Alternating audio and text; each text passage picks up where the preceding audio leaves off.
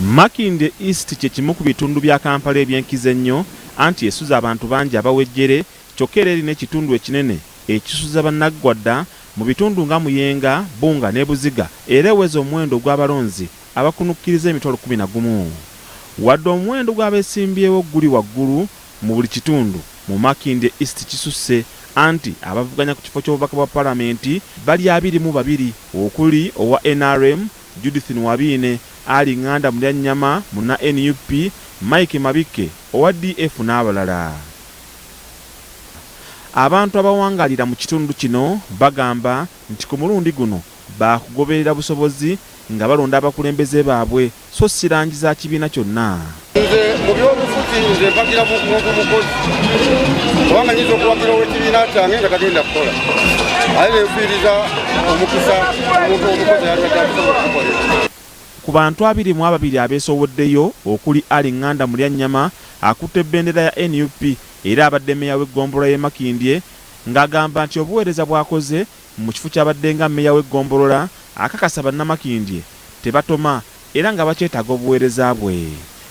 Nga bwe tugenda tetuli bayivu nnyo n'abaali abayivu tebalina mukululo abamu bava Makerere ne bayingira Parliament abalala tebakozesebwangako naye nze wano nkugambye mbadde ntwala akuli tawuni kiranga twala akulira owa engineering twala akulira public health twala akulira ebyenguudo kati abo bonna nga nze political head kakati njagala ombulire ate Parliament kyengenda okusangayo bannange ba politician era ebitabo bino bye babakanga si ffe tubikola baba bakiraka tu kanso eri kati olulimi lwakyuse kiraka tu Parliament si bweddo bino byangu nnyo. Mulyanyama agamba nti wadde abantu bamwogerera olw'obuyigirize bwe bwe bagamba nti buwewuka si kyakumulemesa buweereza kubanga alina ekitone eky'okwogera n'okumatiza nti okwogera oluzungu olumenyefu si kyakumulemesa kuggusa nsonga.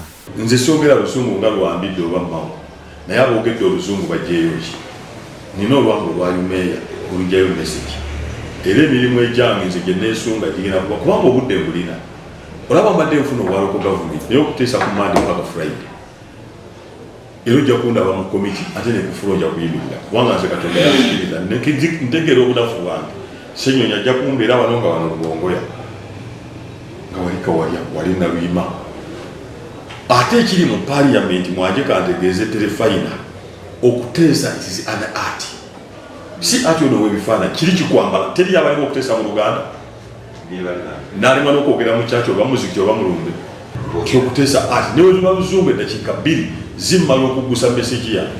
Ono agamba nti ekibiina ki NUP era kirina abantu mu palamenti abayinza okumuyambako ku nsonga ezimu kubanga obuweereza n'okukolera abantu abyewulira.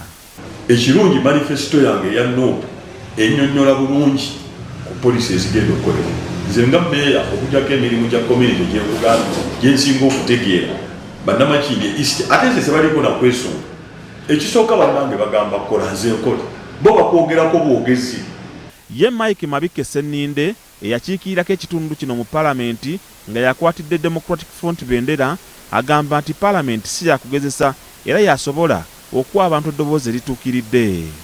Ate ye munnamawulire Robert Sekidde amanyiddwa nga Tafu B agamba nti kino kye kiseera okuweereza ekitundu mwakulidde n'abantu ab'omulembe gwe era nga yamanyi ekyokukolera okusoomooza okw'omulembe guno. Ono agamba nti bannamakindye bamanyi ekika ky'omukulembeze kye beetaaga na lwaki bateekwa okulonda ye.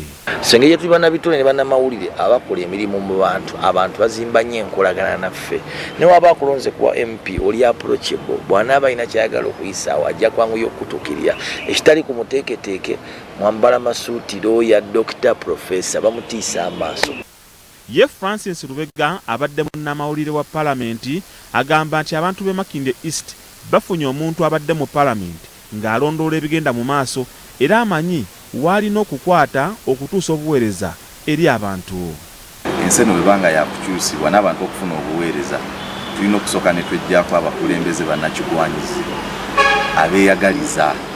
Kino kye njogerako abali mu Makindye y'ebuvanjuba mukiraba kati yabaddeko akoze eki ogenda okunoonya obululu oli n'akubuuza in fact ekisinga okuluma abantu bw'onoogenda onodda nembagamba okudda kwange si ensonga naye naasobola okubaweereza.